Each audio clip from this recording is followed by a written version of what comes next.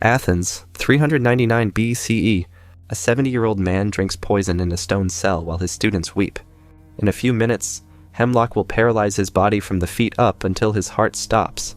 He chose this, could have escaped, could have apologized, could have simply stopped talking. He refused. 24 centuries ago, Socrates uncovered a pattern in human psychology so dangerous that an entire city voted to kill him rather than face it. A pattern that explains why incompetent people radiate confidence, why terrible leaders never resign, why Theranos raised $9 billion, and why you're probably wrong about something important right now. He called it the only thing he knew for certain, that he knew nothing. It started with a mystery. When someone asked the oracle at Delphi, ancient Greece's most powerful prophet, "Who is the wisest person alive?" The answer shocked everyone. Socrates. This made no sense. Here was a stonemason's son who owned nothing, wrote nothing, claimed nothing. Athens overflowed with celebrated generals, renowned poets, famous philosophers.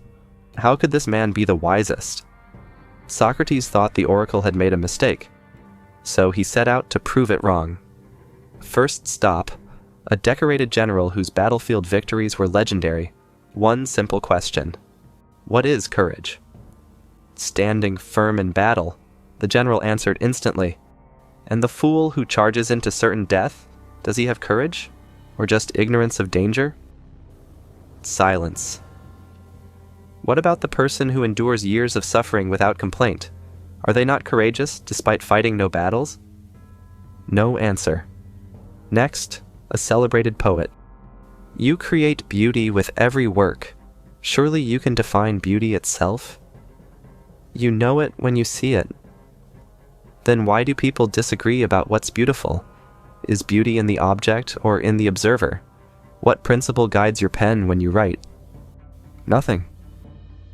He questioned politicians about justice, teachers about knowledge, artisans about excellence. Every conversation revealed the same devastating truth. These accomplished people could perform brilliantly, but couldn't explain the principles underlying their expertise. Worse, they had no idea they couldn't. Success had created an illusion of understanding. The general thought battlefield victories meant he grasped courage itself. The poet thought creating beauty meant understanding what beauty was. Each confused doing with knowing. Then the oracle's meaning became clear. These experts knew less than they thought and didn't even know they didn't know. They were blind to their own blindness. But Socrates? He at least recognized the ocean of his ignorance. The oracle was right. Not because he possessed superior knowledge, but because he possessed superior awareness. Wisdom begins with admitting how little you understand. But there's a trap built into this pattern. The people who understood the least were the most certain. They would never realize it on their own, because recognizing incompetence requires the very competence they lack. You cannot see your own blindness while blind. 24 centuries later, a man would prove this by robbing banks with lemon juice on his face. January 6th, 1995, Pittsburgh. MacArthur Wheeler walks into two banks in broad daylight, face covered only with lemon juice. He believes this makes him invisible to security cameras. Not a joke. Not mental illness. His IQ tested normal. Wheeler knew lemon juice works as invisible ink. Write with it. Heat reveals the message. So the logic seemed flawless. If lemon juice makes ink invisible, it should make his face invisible to cameras. He even tested it. Took a Polaroid covered in juice. The photo came out blurry. Proof positive. The juice worked. That evening, his face appeared on the 11 p.m. news. Within an hour, police knocked on his door. When they showed him crystal-clear security footage, he stared in genuine shock. But I wore the juice. Psychologist David Dunning read about Wheeler in the newspaper and had an epiphany. This wasn't just one bizarre mistake. This was measurable proof of what Socrates had discovered in ancient Athens.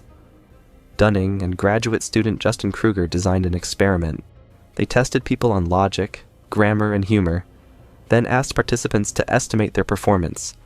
The results were staggering. People who scored in the bottom 12% rated themselves at the 62nd percentile. One participant scored 0 on a logic test and guessed 80% correct. Meanwhile, people who actually scored in the top 2% underestimated themselves. The pattern was perfect.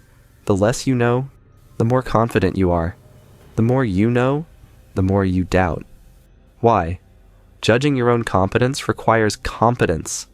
You need knowledge to recognize the absence of knowledge. You need skill to see the gap in skill.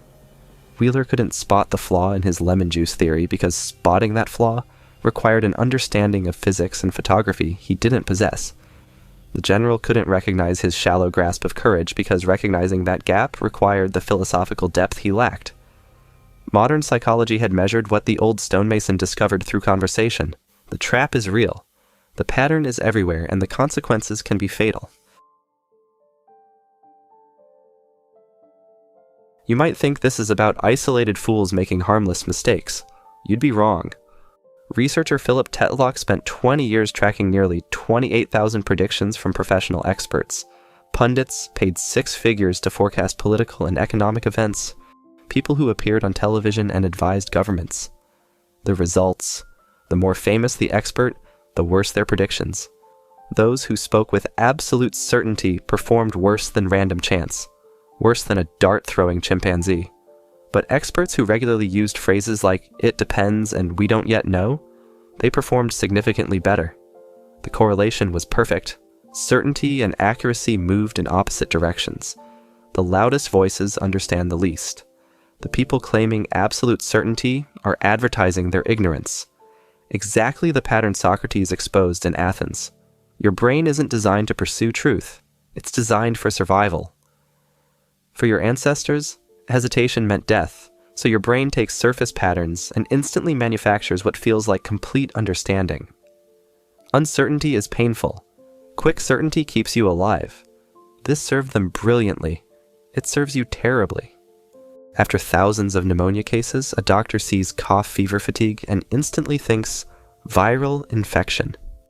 That automatic pattern recognition is real expertise, but it creates blindness to rare diseases with similar symptoms. Medical studies show diagnostic errors in 10 to 15% of cases. When doctors estimate their own accuracy, most say 95% or higher. Success in one domain generates confidence that bleeds everywhere. The billionaire thinks business success means he understands politics. The engineer thinks technical ability means she understands medicine. The politician thinks electoral victories mean he grasps science. Because they're genuinely competent in their own fields, they never question whether they might be incompetent elsewhere. January 28, 1986. Engineers at Morton Thiokol have data showing O-rings on Challenger's rocket boosters become brittle below 53 degrees Fahrenheit. Launch morning temperature at Cape Canaveral, 36 degrees Fahrenheit, 17 degrees below the safety threshold. The engineers beg NASA to delay, show the data, explain the physics. NASA managers, people who'd overseen dozens of successful shuttle launches, dismiss the concern. They're certain. They'd launched in cold before. A few degrees couldn't possibly matter. 73 seconds after launch, Challenger explodes on live television. The O-rings failed exactly as predicted. 7 astronauts dead. Experience without understanding. Confidence without wisdom. Certainty without truth. So how do you fight a trap that seems hardwired into human nature? Socrates developed a technique that terrified the powerful. He asked questions. Not to teach. Teaching assumes you have knowledge to transfer, to expose, to reveal the gap between what people think they know and what they actually understand. You say courage is facing danger. Is the reckless fool who charges to certain death also courageous? You say justice is following the law. What about unjust laws? Should we follow those? You say you know what excellence is. Define it in a way that includes all examples but excludes all counterexamples. Question after question, gentle but relentless. Until the person reached aporia, the moment you realize your certainty was illusion. Your brain treats this like physical pain. Most people recoil, get angry, change the subject, attack the questioner. but it's the only path to genuine wisdom. You cannot learn while certain you already know. The general couldn't learn what courage truly was until he admitted he didn't understand it. The doctor can't improve diagnoses until they admit they might be wrong. The NASA managers couldn't hear the engineers' warnings because their successful track record had made them certain they understood everything. The best performers in Tetlock's study hedged their predictions, not because they knew less, but because they knew how much they didn't know. That awareness created space for doubt. Doubt created space for learning. Before committing to any belief, ask yourself, what would change my mind? If your answer is nothing could change my mind, you've stopped seeking truth. You're protecting ego. You're the Athenian general, certain of your understanding while unable to define it. Socrates spent 70 years exposing false certainty. In marketplaces, courts, gymnasiums, waking Athens from its comfortable sleep of ignorance. Athens hated him for it. By 70, Socrates had humiliated nearly everyone with power. Generals whose understanding he'd exposed as shallow. Politicians whose grasp of justice he'd revealed as confused. Teachers whose wisdom he'd shown as performance. The charges at trial, corrupting youth, disrespecting gods, were theater. Everyone knew the real crime, making powerful people confront their ignorance in public. In a city built on rhetoric and persuasion, he'd spent decades proving the most confident speakers understood the least. He could have apologized, could have promised to stop, could have paid a fine. Instead, he told the jury they should reward him with free meals for life. Why? Because exposing false certainty was the most valuable service anyone could provide. He compared himself to a gadfly stinging a lazy horse awake. The jury voted for death. Even then, escape was easy. Wealthy friends bribed the guards. A ship waited to take him to another city. Socrates refused. Fleeing would prove his philosophy was empty words, pretty theories that collapsed under pressure.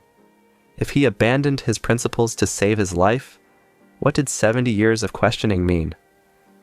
On his final day, as hemlock slowly paralyzed his body from the feet up, he continued asking questions. His last words weren't about justice or wisdom or immortality. They were addressed to his friend. Credo, we owe a rooster to Asclepius. Please don't forget to pay the debt. Asclepius was the god of healing. A rooster was the traditional offering when cured from illness. Even in his final breath, Socrates viewed death not as tragedy, but as a cure. And still, he cared about keeping small promises, about doing what was right. He chose death over intellectual dishonesty, death over pretending certainty where he felt doubt, death over abandoning truth when it became uncomfortable. Most people still refuse to ask uncomfortable questions. 24 centuries later, nothing has changed. Elizabeth Holmes stood before investors speaking with absolute certainty about revolutionary blood testing technology. Her voice unwavering, her gaze steady, her confidence magnetic. The technology never worked. Not once. But her certainty convinced a former Secretary of State to join her board, a former Secretary of Defense, military generals, accomplished investors. She raised $700 million. At its peak, Theranos was valued at $9 billion. Thousands of patients received incorrect test results. People made medical decisions based on fraudulent data. A room full of genuinely accomplished people couldn't distinguish confidence from competence. They didn't know enough about blood testing technology to recognize they didn't know enough. Her certainty filled that gap. It felt like knowledge. It was performance. Pattern Socrates died exposing. The blindness Wheeler experienced. The trap that killed the Challenger crew. So ask yourself, what are you absolutely certain about that you probably shouldn't be? Not hypothetically. Actually pause. What belief would you argue about online? What opinion would you bet money on? What claim have you defended without truly understanding the counter-arguments? Can you explain the strongest argument against your position? Not some weak version you can easily dismiss, but the most intelligent case someone could make against you? If you can't, you don't understand the topic well enough for strong opinions. You're performing certainty. You're the Athenian general. You're MacArthur Wheeler. You're everyone that old philosopher exposed. When someone asks about something you haven't studied deeply, practice 3 words. I don't know. Not weakness. In a world drowning in performed confidence, genuine uncertainty is revolutionary. It signals caring more about truth than appearing smart. Socrates never wrote anything down. Everything we know comes from students so transformed by his questions that they spent their lives preserving his method. Founded no school, led no army, held no office, built no company, just asked questions. But those questions revealed something that remains true 2,400 years later. The wisest person in any room is usually the one most willing to admit what they don't know. The most dangerous person is the one who mistakes confidence for competence, certainty for truth, performance for wisdom. Wheeler couldn't see lemon juice doesn't make you invisible because seeing that required knowledge he didn't possess.